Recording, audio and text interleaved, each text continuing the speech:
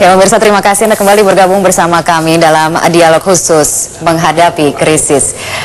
Langsung saja kita ke, ini adalah segmen terakhir dan yang kita bicarakan di sini adalah tentunya apa sih sebenarnya yang harus dilakukan dengan kondisi yang sudah dibicarakan sejauh ini, fakta-fakta sudah diungkapkan di meja ini, apa langkah selanjutnya, apa yang paling prioritas untuk dilakukan, bahwa dibutuhkan leadership seperti yang dikatakan oleh Pak Michael, tapi konkretnya apa, Pak Enggar?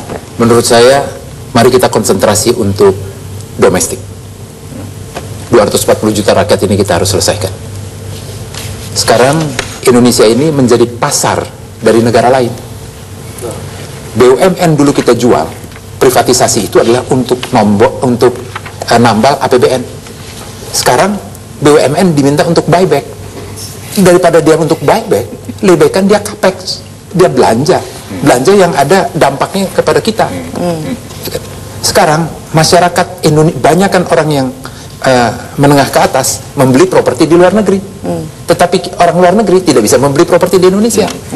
Jadi ini banyak hal yang harus dibereskan oleh pemerintah.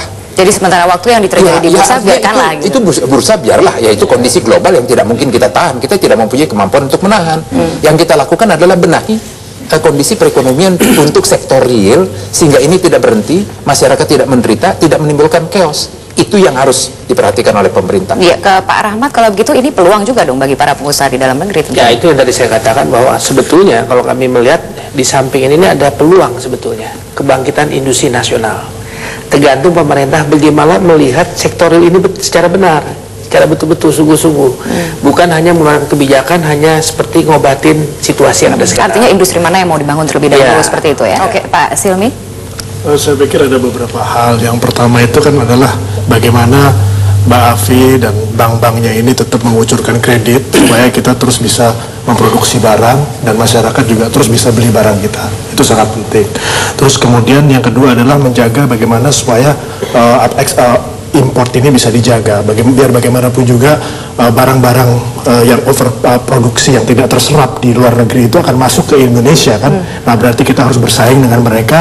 Nah di sini kita harus jeli bagaimana pemerintah membuatkan regulasi supaya itu tidak mengganggu industri lokal. Terus kemudian yang ketiga ini mengenai government spending. Udah bertahun-tahun gitu kita tuh selalu kalau misalnya buat project itu selalu deket-deket akhir tahun. Kenapa sih nggak dibuat Januari, Februari? Nah, tinggal kompromi aja, misalnya KPK atau kepolisian dan lain sebagainya. Kalau emang ini untuk baik buat kemajuan ya, buat negara, apalagi sekarang kondisi krisis, buatlah kriteria-kriteria, jangan malah nanti berbalik kepada si pengusahanya yang ditangkap gitu. Ini ada beda antara persepsi mengenai buat salah dengan disalahkan. Kriterianya itu harus diperjelas lagi ya, berarti ya Oke. Baik, kalau begitu sekarang kita ke Ibu Afi. Bagaimana? Mungkin suku bunga itu kalau bisa diturunkan, tapi kalau enggak 9,5 itu udah paling atas karena bank sudah membuat tes ya bahwa 9,5 itu udah batas paling atas. Kalau setelah itu dia nggak kuat lagi untuk menaikkan suku bunga ya. Yang kedua yang perlu diperhatikan adalah pagu dari lembaga penjaminan itu harus segera karena tadi sudah Pak Agung Laksono harus segera. Terus yang ketiga adalah likuiditas harus dipercepat, yaitu giro wajib minimum sudah ya. Yang kedua mungkin APBN itu kan dananya masih 300 triliunan yang belum keluar ya. Mungkin tidak harus menunggu belanja modal, tapi bank yang kekurangan likuiditas itu bisa ditempatkan dananya ke sana sehingga bisa dapat bunga pemerintah. Itu harus untuk ditempatkan aja di bank pemerintah daripada di BI. Betul, itu harus segera ya. Kemudian yang berikutnya lagi yang perlu dilihat adalah untuk nilai tukar, karena nilai tukar ini akan berpengaruh terhadap bank dan juga pengusaha. Itu adalah tadi ekspor proceednya dan import proceednya harus diketahui sehingga ini nanti berapa besar kebutuhan dari US dollarnya itu bisa betul, karena itu akan bisa menstabilkan nilai tukar dan orang tidak panik dengan borong dolar gitu. Iya, baiklah, kalau kita melihat dari pendapat dari keempat narasumber ini sepertinya untuk sementara waktu fokusnya adalah ke sektor real nih, sudah menjadi kesepakatan di sini. Bagaimana dengan bursa saham? Kalau begitu Anda memprediksikan seberapa jauh sebenarnya kejatuhan indeks di Indonesia? Bursa saham kelihatannya akan terpuruk terus. Ini global fenomenanya. Yang saya khawatirkan adalah sistem pembayaran perbankan internasional yang sekarang lagi lumpuh.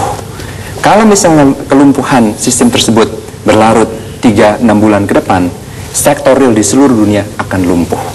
Nah, sekarang bagaimana caranya supaya membatasi dampak dari krisis perbankan internasional? Kuncinya ada di dua, Bank Indonesia sama pemerintah.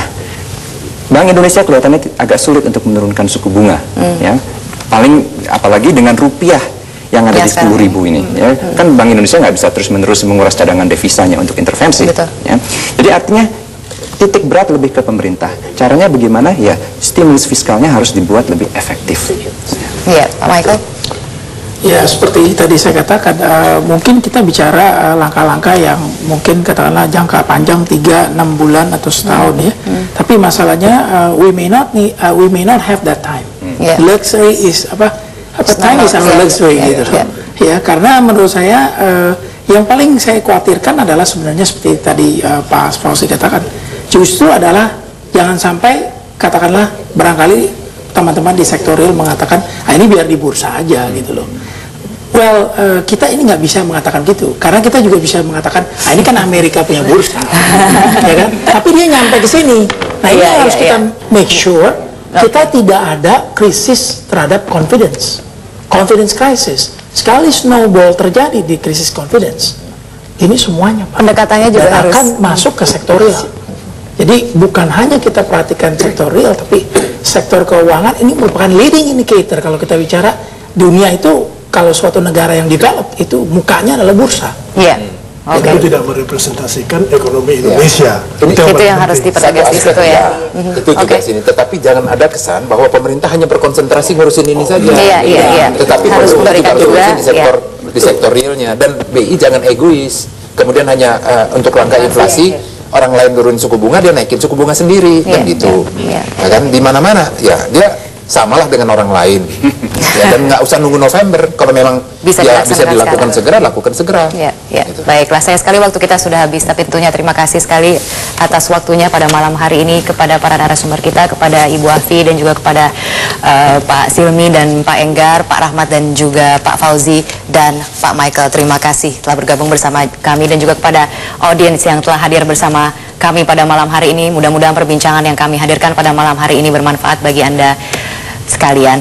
Baiklah, kalau begitu kepada pemirsa juga yang telah bergabung bersama kami dan setia menyaksikan dialog khusus menghadapi krisis global ini. Terima kasih sekali lagi atas perhatiannya. Saya Kania Sutisnawinata. Sampai jumpa.